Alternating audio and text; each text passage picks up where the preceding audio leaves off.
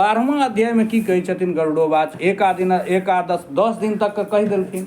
एकादश दिनस्यापि विधिम ब्रूहि सुरेश्वर। आब कहै छथिन कि 11हम दिनक कहू एकादशा दिन की सब करक चाही। विश्वोत्सर्ग विधानम च बदमे जगदीश्वर। और विश्वोत्सर्ग केना करी से कहू। तो श्री भगवान वाच भगवान कहै छथिन एकादशे ही गंतव्यम प्रातरेव जलाशय। एकादशा के दिन सुबह चलि जाए जलाशय। अर्धदेही क्रिया सर्वा करनिया प्रयत्न और प्रयत्न पूर्वक अर्धदेही क्रिया मैंने श्राद्ध कर्म करई। निमंत्रित ब्राह्मणा स वेद शास्त्र पारायणान प्रार्थित प्रेत मुक्तिम च नमस्कृत कृतांजलि। आ ओहि दिन निमंत्रण दियनि ब्राह्मण सबके। केहन ब्राह्मण? वेद शास्त्र पारायणान, जे वेद पारायण छथि शास्त्र पारायण छथि एहन एहन विद्वान के बजाबी निमंत्रण दियनि जकरा गुनी कहै छियै। प्रार्थित प्रेत मुक्तिम च, उनका हाथ जोड़ के उनका से प्रेत मुक्ति के लिए प्रार्थना करी। नमस्कृत्य कृतांजलि, हाथ जोड़ के नमस्कार करके। स्नान संध्यादिकम कृत्वा आचार्योपि शुचिर भवेत। आचार्यों का चाहिए स्नान संध्या आदि कऽ के पवित्र भऽ जाए। विधानम विधिवत कुर्जात एकादश दिनोचितम। और एकादश दिन के उचित जे विधान छै ओकरा विधिवत करायत। आमंत्रम कार्य श्राद्धम दशाहम नाम गोत्रता। 10 दिन तक तो श्राद्ध होइ छै से आमंत्रम, बिना मंत्र के नाम गोत्र से। एकादशे हनि प्रेतस्य दद्यात् पिंडम समंत्रकम। एकादशा दिन से समंत्रक पिंडदान हेबाक चाही। सवर्णम कार्य विष्णु ब्रह्मांडम रौपिकम तथा रुद्रस्ताम्रमय कार्यो यमलोहमय खगा पश्चिमे विष्णु कलशम गंगोदक समन्वितम। ये हमारे यहाँ विधान नहीं है। तस्योपरि नसेद विष्णु पीत वस्त्रेण वेष्टितम। पूर्वे तु ब्रह्म कलशम क्षीरोदक समन्वितम ब्रह्मांडम स्थापित तत्र श्वेत वस्त्रेण वेष्टितम। उत्तरस्याम रुद्र कुंभम पूरितम मधुसर्पिसा श्री रुद्रम स्थापित तत्र रक्त वस्त्रेण वेष्टितम। दक्षिणस्याम यम घटमिंद्रोदक समन्वितम कृष्ण वस्त्रेण संवेष्ट्य तस्योपरि यमम न्यसेत। मध्ये तु मंडलम कृत्वा स्थापित कौशिकम सुता दक्षिणाभिमुखो भूत्वा अपसव्येन च तर्पयेत्। विष्णु विधिम शिवम धर्मम वेद मंत्रिश्च तर्पयेत्। होमम कृत्वा चरेत् पश्चात छादम 10 घटाधिकम। अब कहते हैं ये विधान जहाँ होता है वहाँ ये विधान करें। हमारे यहाँ ये विधान सब होता नहीं है। हम लोगों के यहाँ गोदानम च ततो दद्यात् पितॄणाम तारणाय। वही वहाँ गोदान है। गौरेशा ही मया दत्ता प्रियते तेस्तु माधव उपभुक्तम तो तस्यासित वस्त्र भूषण वाहनम। गोदान करें, अपने यहाँ है। उसके बाद कहते हैं जो मृतक के उपभुक्त जो वस्तु है, चाहे वस्त्र हो या कोई वस्तु हो, उसको दान करना चाहिए। उपभुक्तम तो तस्यासित वस्त्र भूषण वाहनम। या तो वस्त्र हो या भूषण हो या वाहन हो जो उपभोग करते थे उसको दान करना चाहिए। घृतपूर्णम कांस्य पात्रम सप्तधान्यम तदीप्सित। उसके बाद घृतपूर्ण कांस्य पात्र सप्तधान्य आदि और तदीप्सितम। मृतक को जो इष्ट हो, माने जो उनको अच्छा लगता हो, वो दान करें। तिलादि अष्ट महादानम अंत काले चेत कृतम। और तिलादि अष्ट जो अष्टदान है महादान, उसको अंत समय में जो नहीं किया रहता है तो उसको वहाँ कर दें। हम लोग जो यहाँ करते हैं सप्तधान्य वगैरह, वो कर देना चाहिए मरते समय। हम लोग नहीं कर पाते हैं, इसलिए बाद में किया जाता है। सज्जा समय समीपे धित्व एतत् दानम तस्या प्रदापेत। इसलिए सज्जा के समीप को वो सब डाल करके तिल आदि अष्टदान कर देना चाहिए। प्रक्षाल्य विप्रचरणो, कैसे करें? तो जिस ब्राह्मण को हम दे रहे हैं उसको पैर पहले धोए हैं। पूज्यत अंबरादि भी, वस्त्र आदि से उनकी पूजा करें, माने नूतन वस्त्र आदि दिया जाता है। सिद्धानम तस्य दातव्यम मोदका अपूप का पया। सिद्धान्न उसको भोजन कराएं। मोदक आपूप मैंने पूरी कचौड़ी वो मिठाई वगैरह उनको दूध आदि खिलाएं।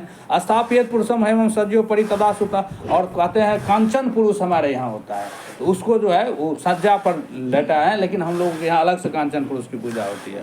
पूजित्वा प्रदातव्या मृत सज्जा यथोदिता। उसके बाद सज्जा दान किया जाए।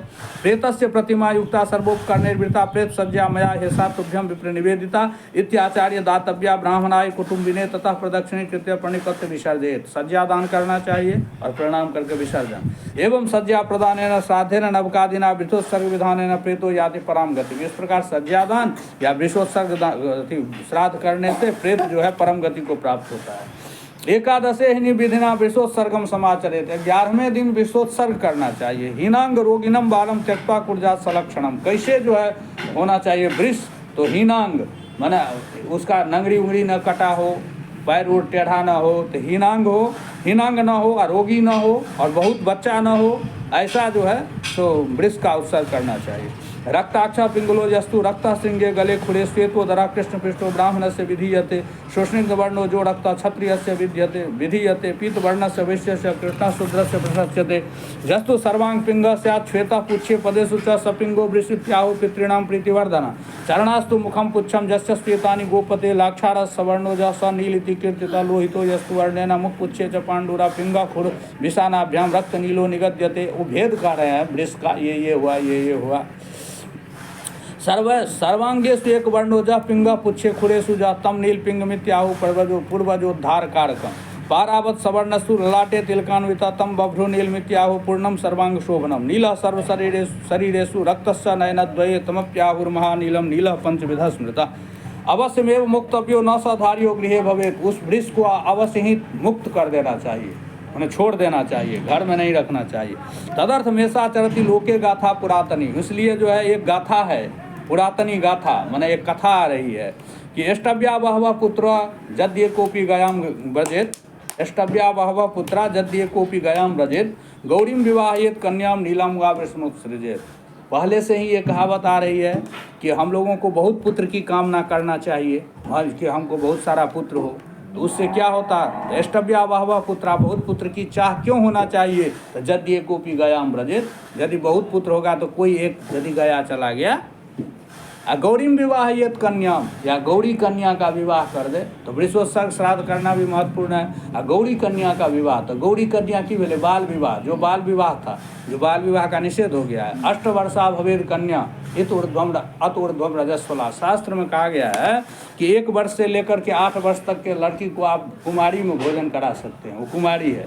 अत ऊर्ध्वम रजस्वला, 8 वर्ष के बाद जो है रजस्वला हो जाती है। तो 8 वर्षा भवेद गौरी, ऐसा शास्त्रों में है। लेकिन देवी भागवत में 10 वर्ष तक का है, जो 10 वर्ष तक के बच्चा जो है, लड़की जो है वो कुमारी हो सकती है। 10 वर्ष के बाद जो है अत ऊर्ध्वम रजस्वला, उसके बाद उसको रजस्वला माना गया, जो कुमारी नहीं है। तो 8 वर्षा भवेद गौरी, 8 वर्ष की जो कन्या है उसको जो शादी कराता है वो भी महा पुण्यप्रद है। तो यही कहते हैं कि यदि कोई पुत्र गया चला जाए या कोई गौरीम कन्या विवाहित, गौरी वही हुआ 8 वर्षा कन्या का विवाह करे, या नीलम वा वृषमुत्सृजेत, वह नील रंग के वृक्ष का जो है उत्सर्ग करे, मैंने वृषोत्सर्ग श्राद्ध करे।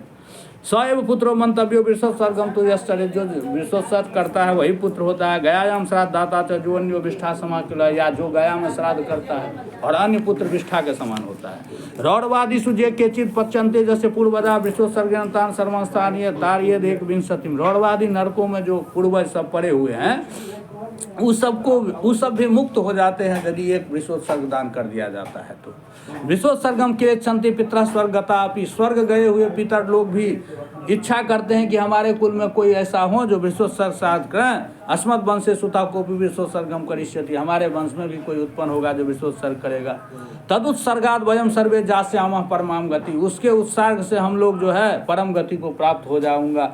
सर्व यज्ञेषु चास्माकम वृक्ष यज्ञो ही मुक्तिदा, क्योंकि पितृकर्म में सर्व यज्ञ से श्रेष्ठ यज्ञ है वृषोत्सर्ग। तस्मात् पितृविमुक्त्यर्थम वृक्ष यज्ञम समाचरेत, इसलिए पितृ की विमुक्ति के लिए वृक्ष यज्ञ करना चाहिए। यथोक्तेन विधानेन कुर्जम सर्वम प्रयत्नतः, यथोक्त विधान से प्रयत्न पूर्वक करना चाहिए। ग्रहाणाम स्थापनम कृत्वा तत्तन मंत्र से पूजनम, ग्रहों की स्थापना करें, तत्तन मंत्र से पूजन करें। होमम कुर्जात यथाशास्त्रम, यथाशास्त्र होम करें। पूजिएत वृषमात्रा मन बोले गाय की पूजा करें। वत्सम वत्सिम समानाय बंधियात कंगनम तयो, वत्स और वत्सी को बांध करके कंगन विधि करें। वैवाहेन विधानेन स्तंभ आरोपित, तथा वैवाहिक विधि से स्तंभ आरोपण करें। स्नापियत च वृषम वत्सिम बुद्ध कुंभोदकेन च, और उसके बाद स्नान कराएं वृष और वृषि को। गंधमाल्य से संपूज्य, गंध और माला आदि से पूजा करके कार्येच प्रदक्षिणम, प्रदक्षिणा करें। त्रिशूलम दक्षिणे पार्श्व, त्रिशूल जो है दाहिना साइड में चिन्ह लगावें। वामम चक्र प्रदापित, और वाम साइड में चक्र का चिन्ह लगाएं। तम विमुच्चांजलिम बद्ध्वा पठेन मंत्र मिमम सुतम, उसके बाद हाथ जोड़ के ये मंत्र पढ़ें। धर्मस्त्वम वृष रूपेण ब्रह्मणा निर्मिता पुरा तवोत्सर्ग प्रदानेन तार्यस्व भवार्णवात्।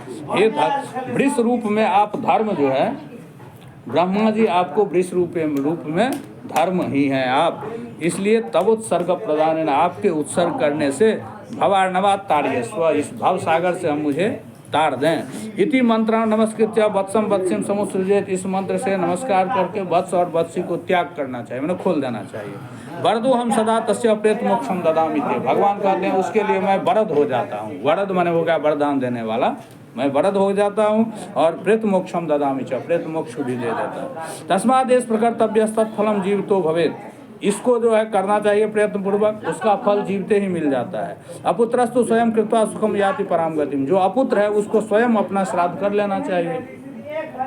कार्तिकादो शुभे मासे चोत्तरायणे रवो शुक्ल पक्ष अथवा कृष्णे द्वादश्यादि तिथो तथा ग्रहण द्वितीय सेव पुण्य तीर्थे द्वये विश्व द्वितीय चावि विश्वोत्सर्गम समाचरित, उनको कार्तिक महीना के शुभ महीना में, कार्तिक आदि शुभ महीना में, या उत्तरायण रवि सूर्य जब उत्तरायण हो तब शुक्ल पक्ष में, अथवा कृष्ण द्वादश्यादि कृष्ण पक्ष में द्वादशी आदि तिथि को, ग्रहण द्वितीय ग्रहण आदि में, चंद्र ग्रहण सूर्य ग्रहण में, पुण्य तीर्थ या किसी पुण्य तीर्थ में, इस सब अवसर पर में अपने निमित्त श्राद्ध करना चाहिए विश्वोत्सर्ग आदि। शुभे लग्ने मुहूर्ते च शुचोदेशे समाहित ब्राह्मणम तु समाहय विधिज्ञम शुभ लक्षणम जपिर्भूमि तथा दाने प्रकुर्जा देशोधनम, शुभ लग्न में शुभ मुहूर्त में शुद्ध स्थान में ब्राह्मण को बुलाकर और जप होम दान आदि करके अपना देह का शोधन करें। पूर्ववत सकलम कुर्जात होम आदि विलक्षणम, और सब कर्म करना चाहिए। सालग्राम च संस्थाप्य, सालग्राम को स्थापित करें। वैष्णवम श्राद्धमाचरित, वैष्णव श्राद्ध करें।